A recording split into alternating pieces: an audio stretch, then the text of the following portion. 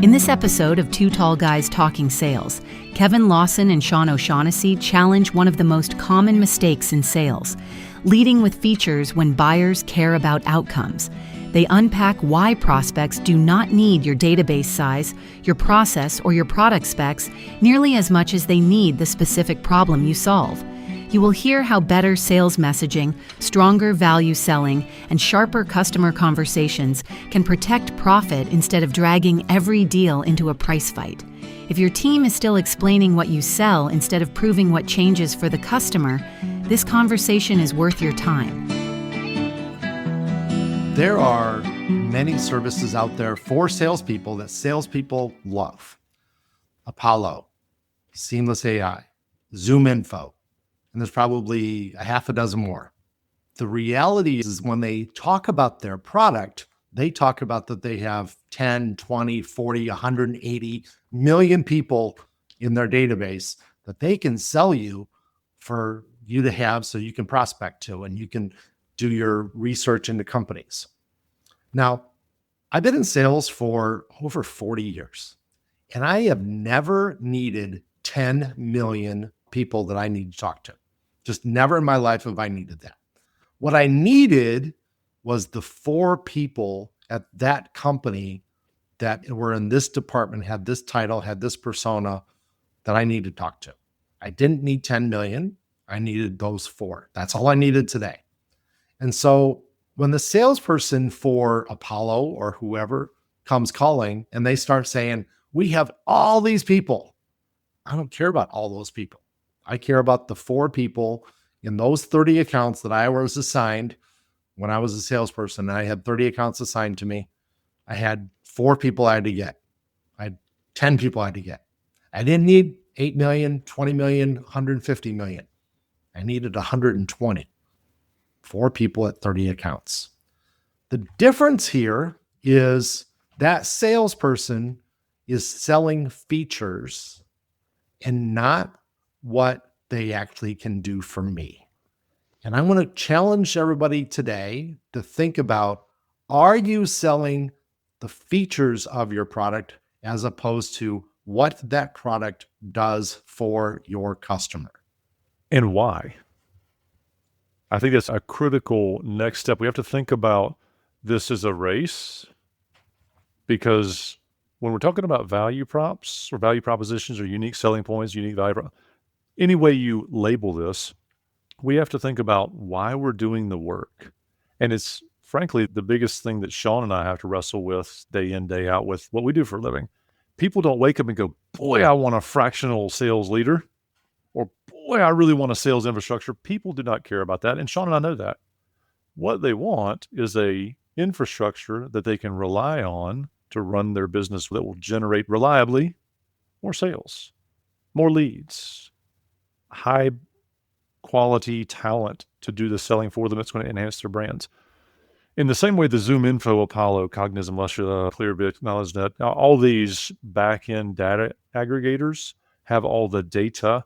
The reason there's an arms race that they're all in right now is not for how many more emails and cell phone numbers they can get. It's how many people can use that data in a increasingly hard to find people world. So you as a listener to this podcast have opted into listening, but we have no idea who you are. You don't give us your email address. You don't give us your cell phone. You don't send us a Christmas card. We know that. That's not a big deal. That's part of the deal here. But it would be really valuable if we knew everybody like you as listeners who wanted to benefit from knowledge sharing for free that Sean and I are putting out here. That's the reason the Apollos of the world list. Sean and I can go out and pull a list of every person with the title account executive from LinkedIn, put them through Apollo or Zoom Info with their intent and see who hits our website. And we can use all the tools, but all we really want is to start a conversation or invite somebody to a conversation that would help them with their sales acumen and efforts. So why does that matter to you as a listener? Our sales hypothesis, Sean and I's sales hypothesis, when we were preparing for this, we were mapping out your journey with your products to your customers. And we stumbled on the idea that you all have the need to sell your product. but your customer may not need to buy your product. They need what your product does for them. How do they talk about the benefits they get from using your product or service? I think about, in the last episode, we talked about Jan-San companies, people who are selling janitorial services to somebody. My mind immediately jumped to a company I used to work with in the Carolinas when I was running some facilities there, Janiking. They were a great provider for me there. They were a franchise model. And I always remember their branding looked very much like the PGA branding, just the way that it was stylized. It just made me think of the PGA or a golfer swing. But I was talking to one of their sales reps who happened to be a neighbor of mine. He didn't call on me. He just was a sales rep for them. And he started talking about why he served, not sold, why he served hospitals. And I was really taken aback by this. He had a child who had some early life special surgeries needed. And he got to talking to the head of surgery or head of pediatric surgery at one of the hospitals where his child was being served. And they talked about the cleanliness of the sterilization of the rooms, even to and up to and including the patient waiting rooms and the parental waiting rooms and all the places throughout the hospital that needed to be sterilized every day, some places twice a day, and especially after every procedure. So he said, that makes sense. It's a high volume need, and the outcome is not a clean room. The outcome is a safe space to serve kids that have real problems. That is what he was selling. Not, we clean down to a microbial or this microbial level of 99.99%. He sold sanitary, safe, sterilized rooms for kids who are in a really scary place that needed really special care often. And that's the difference that Sean and I are talking about here. We're selling the problem we solve, not the product we have. Because I could talk about cleaning rags and the Jan-San kind of stuff. I can talk about cleaning rags and the level of alcohol or bacterial killing chemicals I use, but they really don't care. It's a non-issue. I care if there's dirt on the floor. That matters. But let's think about your life and you as a seller. What is the thing that you think you sell? And then go ask your top 5 favorite customers, what is it they get from dealing with you? I wonder if you might have an aha moment in figuring out really what it is people buy from you versus what you sell to them. I'm going to give another example, and then I'm going to help you a little bit on trying to figure out how you figure out this problem. So I'm going to talk about an example of when I was a young man. Actually, I was a kid. I was in high school, and I was trying to figure out what college I was going to go to. Now, I'll tell you how old I'm at. I'm 63 years old. So when I was 16, 17 years old, if you think about the economy back then, if you do that math, that was in the late 70s, interest rates were through the roof. Unemployment was not nearly as good as it is today. I don't care how bad you think it is now. It was worse back then. The reality is, when I was a young man trying to figure out what job I was going to get and also what school I was going to get, part of my thought process is I need to find a career that I could be employed. Now, I didn't want to be a salesperson back then. I really didn't want to be a salesperson back then. But the college that got my attention, where I actually enrolled and spent 4 years and got my degree, that college, one of their pitches was 100% of our graduates for the last 8 years either went on to graduate school or got a job within 6 months of graduating from school. Now, as a young man that was trying to figure out, I need to get a career, or I need to choose a career, I need to get an education where I can get a job, that was a pretty motivating thing. It wasn't about, we teach physics better than everybody else. And we teach calculus. By the way, I'm an engineer by training. We teach calculus better than anybody else. And we know all the latest stuff, and we know what computers are, because they really weren't a real thing back then. They weren't talking about that. They had it. Some of the brochures showed it. But what they talked about when they tried to convince me was 100% of our graduates either went on to graduate school or they got a job for the last 8 years. Couldn't promise that in the future, but that's what they did in the past. I say that because that was what was important to me. They were selling to me not on what they did, not on their classes and the class size and all that came out, But what they did was they helped young people get a job at the end of their degree. Now, how do you figure that out? How do you do that for your customer? And Kevin started this conversation a little bit in this area. And I really want to stress this. Go to your favorite existing customer, probably 5 of them, maybe 10, and say, show me how you use my product. And then what does it do for you? Why are you doing it? I like to talk about when you do advantages, when you're trying to figure out a case study, to talk about a thing called PONY, which is what is the project? How was the old way of doing it? What is the new way of doing it? And then what was the improvement? Go figure that out. And then from that point on, always talk about the improvement. What did you do for that customer to make them successful? How did you grow their business? How did you solve their problems? How did you cut their costs? Whatever the case may be. But that is what you are selling. And that is what you need to sell to every prospect from that point on.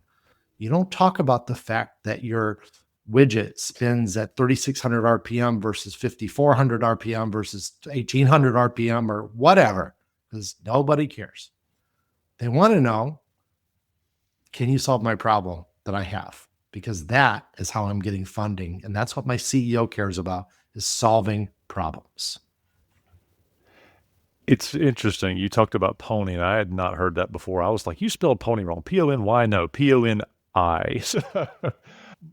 But to pull on that yarn, yes, we do need to solve the problem that we solve. And if you've never gone through this before, I want you to think about your last prospecting call. I was working with some sales reps, and this may come from my personal lexicon of experience or not, but just go ahead and be transparent. When I was a new salesperson, having no formal training, I used to open up a sales prospecting call by saying, hey, I'd love to save you some money. And if you've ever said that, what do you think your customer is being trained to do? They're being trained to buy from you on price. Because if all you can do is save them money, you're not adding any other value. Now, I've done that, but I had to learn that. And that's why we're doing this podcast. We're 2 tall guys talking sales. We have skinned our knees and elbows before, and we're trying to help you avoid some of those skinned knees and elbows. So it's relevant to say, hey, Kevin did this, but here's how Kevin fixed this. Kevin fixed this by saying, hey, if my only value is price, I got to race to the bottom everywhere I go. I'm going to get known for being raced to the bottom, which means every one of my customers knows how to compete with me. They go find a product that they have bought better than I have, and then they plant FUD, fear, uncertainty, and doubt, by saying, hey, Mr. Customer, I know Kevin sells you this, but I know he doesn't buy as well as I do, so I've got a better price for you. You should give me all your business because I also do these other things. So now they have targeted me as a weak competitor and displaced me by finding a product that they know they have a market advantage on, a market mover advantage on, and then started talking about value. They opened the door with a weakness and an opportunity that's a threat to me. So if you've done that, please stop. It's simple. Just please stop. Don't do that. Instead, when somebody says, what's your price on something or another, this is where we get to think about our value. Oh, we got great prices on a lot of stuff. Why is that important for you? Is this a price discussion? Because if we just need to get a price discussion, we can have that discussion. But people buy from me because they know I'm reliable. I have this turnaround time. I have this quick ship option. I have all these other values that you may not know to ask for. Hey, I have marketing services, and that's where people really grow their top line, not just try and buy cheaper. Have you thought about how you're growing your top line or entering new markets or displacing your competition? Because if you're selling on price, I can help you sell more and retain more of your profit. Which is more important to you, profit or top line revenue? One of my very first mentors was famous for saying, revenue feeds ego, profit feeds family. So in your walk as a seller out in the market in a post-COVID environment that's digitally enabled, you've got some real challenges to get through doors. Email is tough to get through. Shoot, getting past a receptionist is tough. Getting just in a door that's got security fobs on it is equally as difficult. So we've got to find some creative ways to stop selling on price and start selling on value. So to bring this back full circle, I want to encourage everyone to not sell the product you have, sell the problem you solve using your value, because only you can create separation with value. Anybody can sell on price, but you know your problem, product, and solution and how it fits with your customers better than anybody else.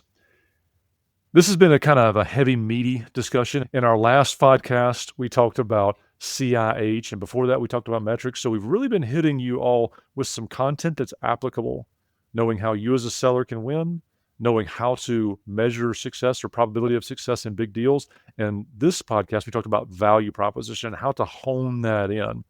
These are the kinds of tips of the iceberg where we say this can really go deep. This is a workshopable 3-part series. If you want to get involved in workshopable series like that, or really want to dig in deep on your specific problems, I want to invite you to come to join us in the B2B Sales Lab.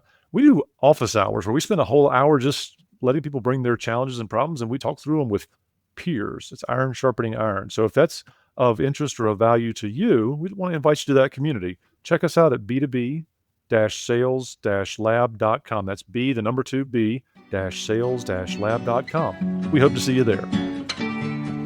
That was a sharp episode because it attacked a sales habit that hides in plain sight.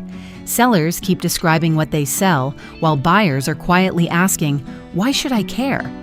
One idea that stood out was the hospital cleaning example, where the real value was not mops, chemicals, cleaning schedules, or sanitation percentages. The value was creating a safe, sterile environment for children receiving serious medical care, which is a much more powerful buying reason than "we clean buildings." That is the difference between product talk and value selling. The seller connects the work to the buyer's outcome, risk, mission, and consequences. The significant actionable item from this episode is simple, but it can change your sales messaging immediately. Talk to your 5 best customers and ask them what actually changed because they work with you. Ask what became easier, what risk went away, what cost disappeared, what revenue improved, and what problem they no longer have to manage the old way. Do that today, before your calendar fills back up and the urgency of daily business pushes real thinking aside. Those answers will give you better language for prospecting, stronger stories for discovery, and clearer reasons for buyers to choose you without forcing every deal into a price conversation. If you need help with sales, sales management, or growing your company, reach out to Sean or Kevin. Their contact information is available in the show notes. You can also join the B2B Sales Lab, a community where salespeople and sales leaders work through real questions, share useful resources, and help each other make quota. The link to the lab is in the show notes as well. Subscribe to 2 Tall Guys Talking Sales on your favorite podcast player, and we will be back with another conversation for serious sales professionals next Tuesday afternoon at 4:30 Eastern. Happy selling!